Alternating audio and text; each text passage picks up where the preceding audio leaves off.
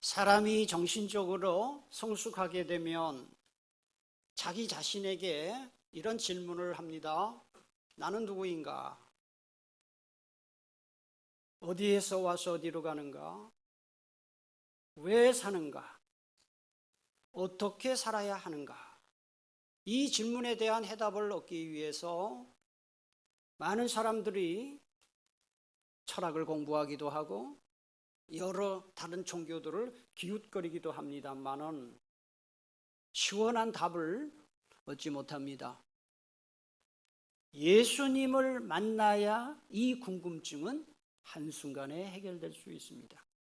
예수님을 아는 만큼 바른 인생을 살 수 있고 예수님을 아는 만큼 바른 신앙생활을 할 수 있습니다. 우리 교회 모든 교회 여러분들 계시록 말씀을 통해서 주일마다 예수님을 점점 더 많이 알아가게 되기를 축복합니다.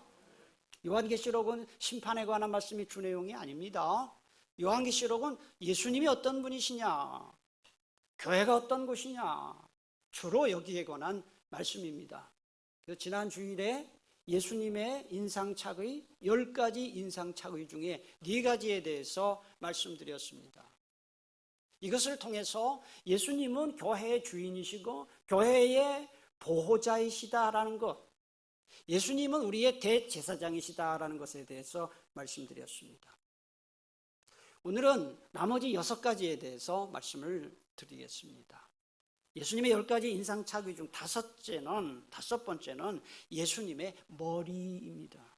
14절 상반절, 그의 머리와 털의 희기가 흰 양털 같고 눈 같으며. 예수님의 머리가 뭐 같고 뭐 같다 그랬어요? 흰 양털 같고 눈 같다. 이 눈은 무슨 눈을 말하겠습니까? 하늘에서 내리는 눈을 말합니다. 다니엘서 7장 9절에서 나온 말씀입니다. 이 말씀은 내가 보니 왕좌가 놓이고 옛적부터 항상 계시니가 좌정하셨는데, 요 다니엘서 9장이 이미 예언을 한 거예요. 옛적부터 계시니가 누구겠어요? 예수님. 그의 옷은 희기가 눈 같고 그의 머리털은 깨끗한 양의 털 같고. 이 성경에서 흰색은 흠과 죄가 없는 하나님의 성품을 가리킬 때가 많아요. 또 지혜, 그리고 공정한 심판을 의미할 때가 많습니다. 그리고 흰 머리카락은 지혜를 상징하고 권위를 상징합니다. 그래서 레위기 19장 32절에 보니까 너는 센 머리 앞에서 일어서라 그랬어요. 여기서 센 머리는 센 머리가 아닙니다. 무슨 머리겠어요? 흰 머리, 노인이에요, 노인. 그러니까 이 노인의 권위, 지혜, 위엄, 이 흰 머리카락은 그것을 상징합니다. 그래서 서양에서는 한때 재판하는 재판관들이 흰 가발을 쓰고 재판을 했었어요. 지금도 영국 법정에서 많은 법관들이, 적지 않은 법관들이 흰 가발을 쓰고 재판을 한다고 합니다. 왜요? 흰 가발은 지혜와 권위를 상징하기 때문에, 법정의 존엄을 상징하기 때문에 그렇습니다. 우리나라 법원의 부장판사들이 대부분 나이가 50대 초반입니다. 그런데 가만히 여러분 뉴스를 보세요. TV를 화면을 보세요. 부장판사들 판결하는 장면이 가끔 법정에 비치는데 판사들은 대부분 염색하지 않습니다. 일반인들은 조금이라도 더 젊어 보이기 위해서 염색을 다 하지 않습니까? 그러나 판사들은 조금이라도 더 위험 있게 보이기 위해서, 더 나이 들어 지혜로운 것을 보여주기 위해서 거의 반백발로 그렇게 염색하지 않습니다. 뭐 개인적인 얘기입니다만 저도 사실은 개인적으로는 염색하는 거 별로 좋아하지 않아요. 사실 저도 염색을 안 하고 싶었어요. 지금까지 만약에 내 마음대로 하라 그러면 염색 안 합니다. 염색 안 하면 저도 아마 백발일 거예요. 그런데 어떤 애로사항이 있냐면은 새가족 교우님이 오셔가지고 이 새가족 부실에서 면담을 하다 보면 적지 않은 교우님들이 이제 저희 아내를 소개하면 아유 목사님 사모님은 젊으시네요 이러는 거예요. 내가 마치 부도덕한 사람처럼 아주 젊은 사람을 데리고 부인을 데리고 사는 것처럼 자꾸 그런 얘기 한 번이지. 안 되겠다. 새까맣게 그냥. 근데 그런 소리 안 해요 이제는. 근데 저 개인적으로는 사람이 나이 들면 백발이 성성한 게 그게 멋있다 생각해요. 그래서 앞으로 모르겠어요. 조금 더 나이 들면은 좀 안 할지도 모르겠는데 어쨌든 이 머리카락은 지혜를 상징하고요. 위엄을 상징합니다. 그래서 예수님의 머리카락이시다. 예수님은 공정한 심판자다 하는 것을 상징합니다. 자, 예수님의 인상착의 중 6번째는 예수님의 눈이지요. 14절 중간 이하에 보면 그의 눈은 뭐 같다 그랬어요? 불꽃 같다 그랬어요. 이 다니엘서 10장 6절에서 나온 말씀인데 거기에서는 그의 눈은 횃불 같고 그랬어요. 횃불 같다 그랬어요. 여러분 뭘 말하겠어요? 모든 것을 다 아시고 모든 것을 살펴보시는 감찰하시는 예수님의 신적 통찰력에 관한 말씀이에요. 주전 2세기 그리스의 작가 아폴로도루스라는 사람이 쓴 글 중에 보면 이런 표현이 나와요. 앞에 잘 보세요. 여러분 이 요한계시록은 로마 제국 시대에 쓰여진 글이고요.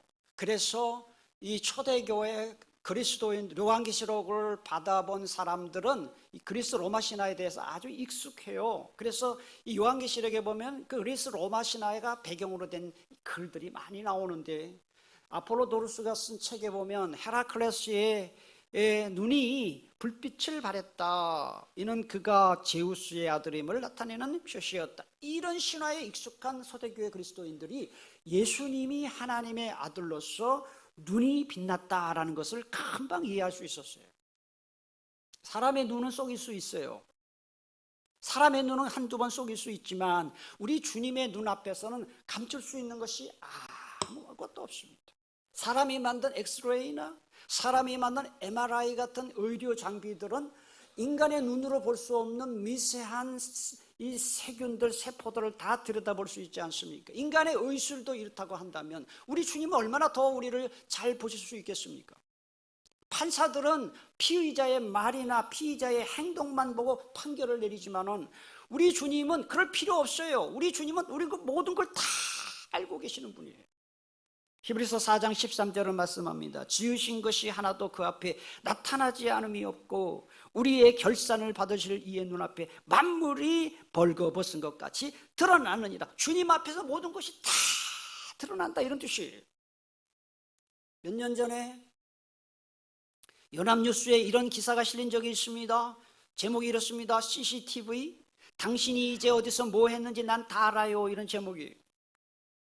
내용인즉 영국의 BBC 방송의 중국 특파원인 존 서드워스라는 사람이 중국에서 CCTV만 가지고 사람을 찾는데 얼마나 시간이 걸리나 실험을 했어요. 그래서 이 특파원이 중국 공안 당국의 협조를 요청했습니다. 나를 한번 찾아보라고. 자기가 지금 어디 있는지 어디로 가고 있는지 전혀 행선지 밝히지 않고 이동을 하면서 CCTV가 가지고 내가 어디인지 한번 찾아보라고 했어요. 여러분 중국 땅이 얼마나 넓어요. 그런데 놀랍게도 말이죠. 이 중국 공안 당국이 CCTV 가지고 7분 만에 찾아냈어요. 7분 만에. 인간이 만든 이 과학기술도 이렇게 엄청나다고 한다면 우리 인간을 만든 하나님의 이 불꽃 같은 눈동자 앞에서 누가 숨을 수가 있겠습니까? 그래서 누가복음 8장 17절에 보니까 숨은 것이 장차 드러나지 아니할 것이 없고 감추인 것이 장차 알려지고 나타나지 않을 것이 없느니라 이런 말씀이 나와요. 정신과 의사는 그 정신과 병원에 온 환자를 지금 뭐가 문제인지 알기 위해서 몇 주에 걸쳐서 또는 몇 달에 걸쳐서 진료하고 상담을 해야 그렇게 할 수 있지만 우리 주님은 그렇지 않아요. 말하지 않아도 속으로 무슨 생각을 하고 있는지 내가 은밀한 곳에서 무슨 생각을 했는지까지도 우리 주님은 다 보고 계신다 이 말이죠. 그러므로 우리 어떻게 살아야 되겠습니까? 불꽃 같은 주님이 나를 늘 지켜보고 계신다는 것을 기억하고 나 홀로 있을 때라도 아무도 보는 이가 없을 때라도 주님 앞에서 사는 여러분 다 될 수 있기를 축복합니다. 그래서 항상 우리의 이 신앙이 신전의식을 가져야 돼요. 면전의식을 가져야 돼요. 신전의식이 뭐예요? 하나님 앞에 앞전자입니다. 면전 하나님의 얼굴 앞에서 면전 죄송합니다. 한번 따라합시다. 신전의식, 면전의식. 우리 교회 여러분들 다 이런 믿음을 갖고 살아가시기를 축복합니다. 예수님의 10가지 인상착의 중 7번째는 예수님의 발입니다. 15절 상반절에 보니까 그의 발은 풀무불에 단련한 빛난 주석 같고 그랬어요. 쉬운 성경에 보면 이걸 어떻게 번역했냐면 그분의 발은 용광로에서 재련된 청동 같았다 그랬어요. 노새 같다라고 번역된 번역 성경들도 있습니다. 다니엘 10장 6절에서는 그의 팔과 발이 빛난 놋과 같다 그랬어요. 구리와 아연이 합금된 이 노쇠는 로마 제국 당시에 무기와 동전의 재료로 사용되었습니다. 여러분, 무기의 재료, 동전의 재료, 뭐가 생각납니까? 쉽게 손상되지 않는다, 망가지지 않는다, 강한 재료예요. 강한 재료를 가지고 무기 만들고 강한 재료 가지고 동전을 만들지 않습니까? 세계를 제패한 로마 제국의 강대한 군사력을 상상해 보세요. 따라서 주님의 발이 주석 같다는 것은 주님이 강력한 힘으로 심판을 행하실 것이다 라는 그런 뜻입니다. 이탈리아 수도인 로마 교회 북쪽에 가면 프리마 포르타라는 항구가 있습니다. 프리마 포르타 항구에 가면 로마 제국의 초대 황제 아우구스투스의 동상이 서 있습니다. 그런데 가만히 동상을 들여다보면 그 동상의 발이 신발을 신지 않은 맨발이에요. 자세히 보세요. 로마 제국에서 이 맨발은 신격화된 인물을 상징합니다. 신이다 이 말이죠. 신이다. 그래서 아우구스투스 초대 황제가 신이다라고 로마인들은 믿었던 것이죠. 그뿐이 아닙니다. 제4대 황제인 클라우디우스를 제우스 신으로 신격화시켜서 바티칸 대성당에 동상을 세워놨어요. 로마 바티칸 대성당에 동상을 세워놨는데 역시 가만히 보면 맨발이에요. 여러분, 예수님이 이 땅에 처음 오셨을 때 예수님의 발을 한번 상상해 보세요. 예수님의 발이 어떤 발이었습니까? 십자가에 힘없이 못에 찔린 발이었습니다. 예수님의 초림이 예수님의 발은 십자가에 찔린 발이었습니다. 그러나 다시 오실 예수님은 강력한 힘으로 심판주로 인간을 심판하실 그 발로 오실 거예요. 예수님의 10가지 인상착의 중 8번째는 예수님의 음성입니다. 15절 하반절에 보니까 그의 음성은 뭐와 같다 그랬습니까? 많은 물소리와 같다 그랬어요. 여러분, 이 요한계시록에 나오는 모든 이런 장면들은 다 구약에서 인용된 말씀들이 많아요. 에스겔 43장 2절에 보니까 이스라엘 하나님의 영광이 동쪽에서부터 오는데 하나님의 음성이 많은 물소리 같다 그랬어요. 땅은 그 영광으로 빛난다 그랬습니다. 시편 93편 4절에 보니까 높이 계신 여호와의 능력은 많은 물소리와 바다의 큰 파도보다 크다 그랬습니다. 여러분, 사도 요한이, 얘가 여러 번 말씀드렸어요. 사도 요한이 어느 섬에 유배가 됐다 그랬어요? 반모섬이죠. 여러분, 반모섬이 작은 섬인데 거기 유배된 사도 요한이 가장 자주 들었던 소리가 무슨 소리일까요? 무슨 소리일까요? 바다 소리죠. 바다의 큰 파도 소리. 아마도 사도 요한은 그 파도 소리를 들으면서 주의 음성을 듣는 것처럼 생각했을지도 모르겠어요. 요한계시록 1장 10절에 보니까 주님의 음성이 나팔 소리 같은 큰 음성으로 들렸다 그랬어요. 여러분, 법정에 가보셨습니까?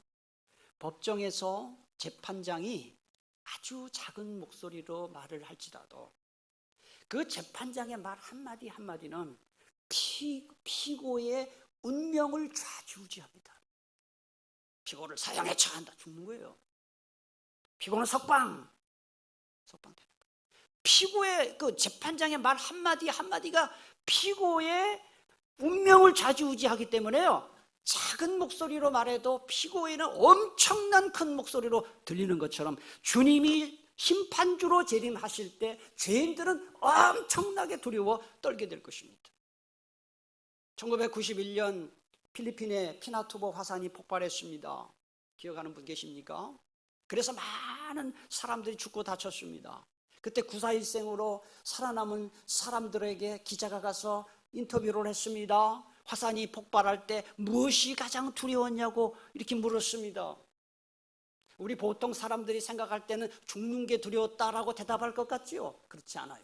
참 놀랍게도 가장 많은 대답이 뭐냐? 하나님의 심판이, 하늘의 심판이 가장 두려웠다, 이렇게 대답했대요.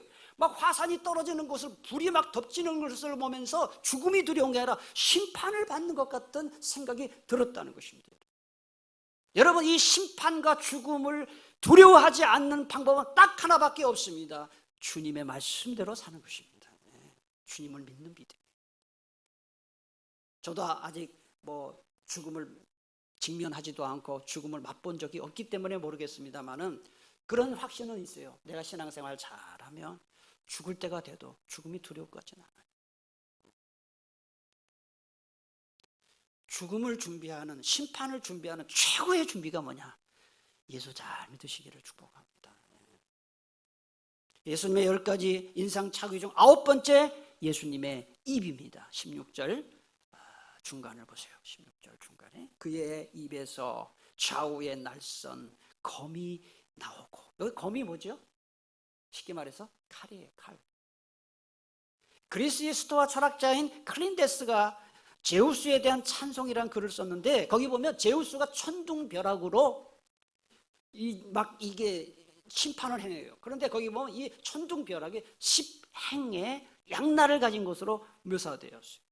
이에 비해서 예수님의 입에서는 칼이 나오는 것으로 묘사되었는데, 예수님의 입에서 나오는 좌우의 날선 검은 그 당시 로마 제국, 로마 군대의 기병대가 사용했던 길고 무거운 칼을 의미합니다. 그러니까 이 초대교회 그리스도인들은 칼 하면 벌써 로마 기병대를 생각했던 것이죠. 예수님의 입에서 그런 칼이 나온다, 심판을 의미합니다. 시편 이사야 49장 2절에 보니까 내 입을 날카로운 칼같이 만드시고, 이사야 11장 4절에 보니까 그의 입의 막대기로 세상을 치며 그의 입술의 기운으로 악인을 죽일 것이며, 재림하시는 예수님의 모습을 요한계시록 19장 15절은 이렇게 말씀합니다. 우리 함께 봉독하겠습니다. 그의 입에서 예리한 검이 나오니 그것으로 만국을 치겠고. 예수님의 심판주로서의 모습이에요. 신약 성경에서 칼은요, 말씀을 의미해요. 말씀. 어떻게 입에서 칼이 나옵니까? 이걸 문자대로 해석하면 안 돼요. 이 칼은 하나님의 말씀을 의미하는 거예요. 히브리서 4장 12절 말씀 우리 한번 크게 봉독하겠습니다. 시작. 하나님의 말씀은 살아있고 활력이 있어 좌우의 날선 어떤 검보다도 예리하여 혼과 영과 및 관절과 골수를 찔러 쪼개기까지 하며 또 마음의 생각과 뜻을 판단하는, 하나님의 말씀이 칼과 같다 그랬어요. 말씀으로 세상을 창조하시고, 말씀으로 바다와 바람을 잔잔하게 하시며, 말씀으로 귀신을 쫓아내시고, 말씀으로 환자를 치료하신 예수님은 말씀으로 세상을 심판하셔요. 그러므로 우리는 말씀을 기준으로 살아야 된다는 거예요.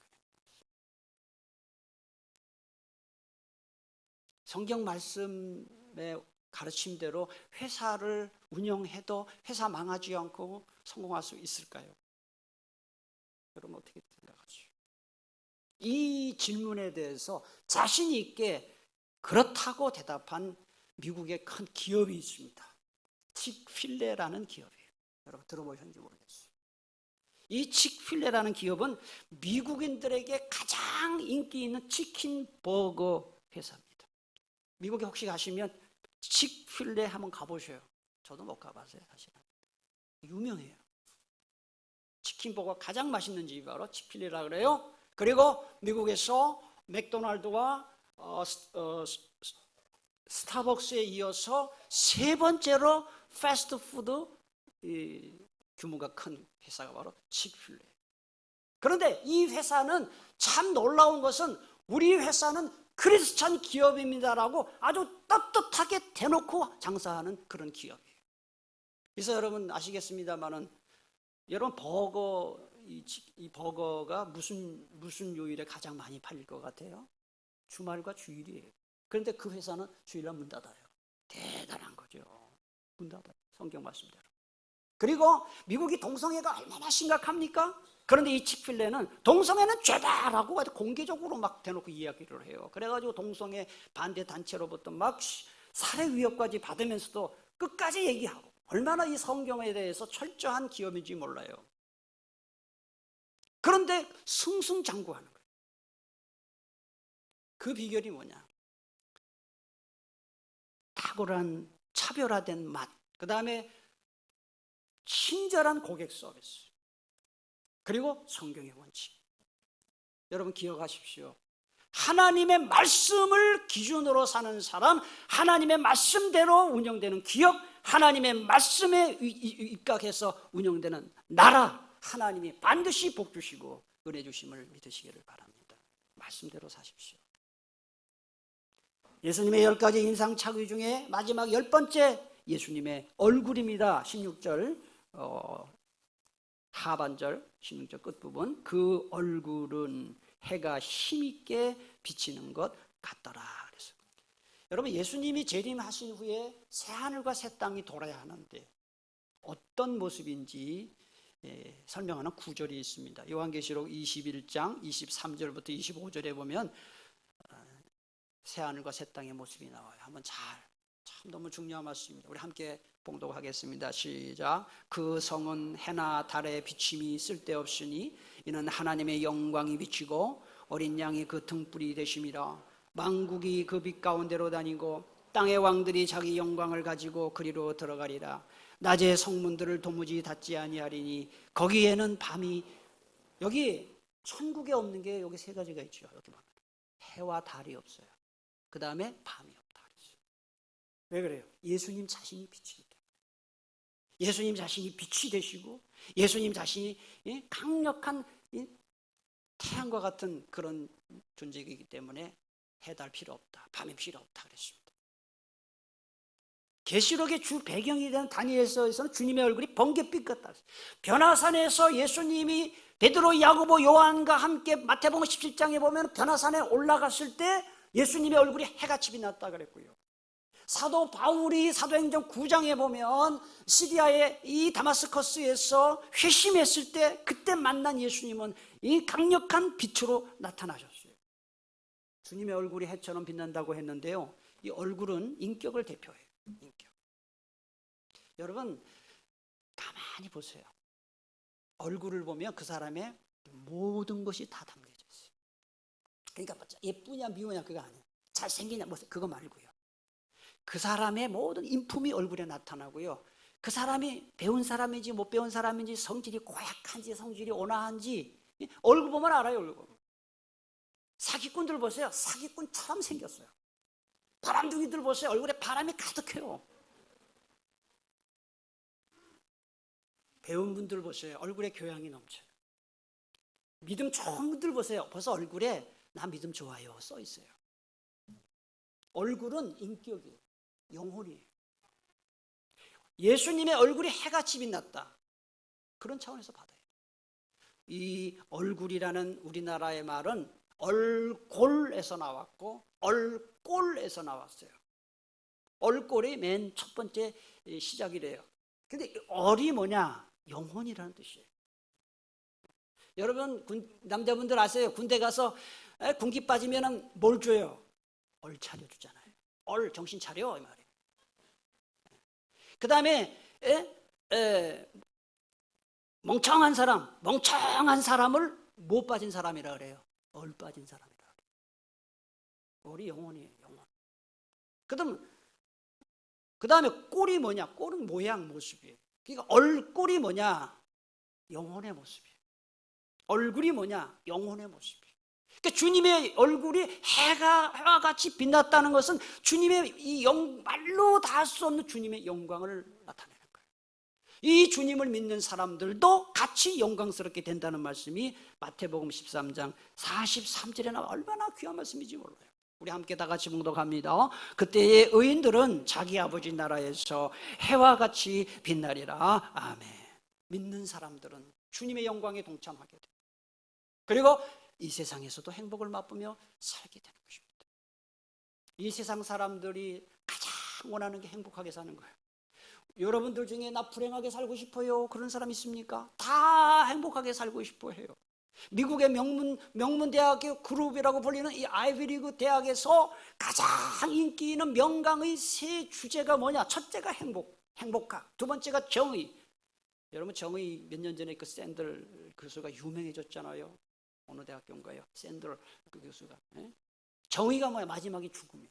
그러니까 행복, 정의, 죽음에 관해서 이 명문대에서 가장 인기가 있는데 첫 번째가 뭐냐? 행복이. 그런데 우리나라 국민들 중에서 나는 행복해요 라고 말한 사람이 절반 조금 넘는데요. 그러니까 반 정도는 불행하다고 생각하는 거예요. 그런데 문제는 나이가 들수록 점점 행복이 떨어진다는 거예요. 행복감이 떨어진다는 거예요. 러시아의 유명한 톨스토이는 명문 백작가군에서 태어났지만 인생 무상을 늘 느끼면서 괴로움 속에 살았습니다. 그러다가 하나님을 만난 이후부터 그의 마음에 평강이 찾아왔고 행복한 삶을 누렸는데 이 톨스토이가 이런 명언을 남겼습니다. 어떤 개인이나 사회든지 불행하다면 그 원인은 하나님을 믿는 신앙의 결핍에 있다 그랬어요. 여러분 지난 주간에 엊그저께 어제 뉴스를 보니까 강수연 씨라고요. 아세요? 네, 여러분 뭐 잘 모르죠? 오직 성경만 알죠. 강수연 씨 영화배우가 뇌출혈로 인해서 심장마비로 죽었어요. 별세했어요. 근데 제가 강수연 뭐 영화 출연한 것도 이렇게 알거든요. 유명한 뭐 영화제에서 얼마나 유명한 영화배우예요. 그런데 병원에 응급실에 실려가서 이틀 만에 죽었어요. 근데 참 결혼도 안 한 것 같은데 놀라운 거는 서울에 무슨 건물이 있는데 그게 157억인가 175억짜리 건물이 있어요. 제가 이런 생각을 했어요. 세상에서 유명하고 세상에서 돈 많으면 그게 행복한가? 이렇게 좀.